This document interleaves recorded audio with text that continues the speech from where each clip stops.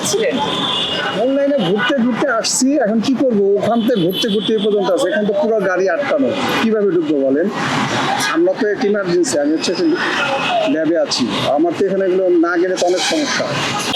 সরকার তো বলতেছে যে পাম্পে তেল আছে, দেখেন না পাম্প বন্ধ, পাম্প কি খোলা আছে বলেন? পাম্প বলতেছে যে এটা বন্ধ আছে, এইটাই হচ্ছে পুরো উত্তরা প্লাস এয়ারপোর্টে সব মানুষ এটার মধ্যে তেল নেয়, এটা বন্ধ করে রাখছে এটা একটা। এখানে কয়েক হাজার গাড়ি আছে, আপনি যদি 5 মিনিট 1 মিনিট করে ধরেন কয়েক হাজার কত মিনিট লাগবে একটা লোকের? সারাদিনে কর্মব্যস্ততা তার এখানেই শেষ, কিভাবে সে তেল নেবে বলেন? না, এটা সরকার তো অবশ্যই সে চাচ্ছে, কিন্তু আমাদের পাম্প মালিকরা তো বলতেছে তেল আছে, সরকার বলতে তেল আছে, পাম্পে বলে তেল নেই, তো সেটা কাদের ব্যাপার? আপনারা মিডিয়ারা দেখছেন, কিন্তু মিডিয়ারা তো কোনো পদক্ষেপ, শুধু হলে আপনি ইন্টারভিউ নিচ্ছেন, কিন্তু আসলে কার্যক্ষেত্রে কিছুই হচ্ছে না। অবশ্যই সরকারের খুব দ্রুত তদবিত করা উচিত যে প্রতিটা পাম্পের কেন নিশ্চিত করা উচিত কেন তেল দিচ্ছে না আমাদেরকে। এখানে তো সবাই কর্মজীবী, এখানে যে রাইডার আছে, আমাদের মধ্যে যারা চাকরিজীবী আছে, যারা জব হোল্ডার আছে, যারা যে কয় যে আমি না গেলে আমার ল্যাবটা সমস্যা হবে, ল্যাবের আমি ইমার্জেন্সি একটা কাজ করি, এখানে আমি না গেলে সেইটা আসলে অতি দ্রুত জন্য সরকার এটা সমাধান করে, এটা আমরা সবাই চাই।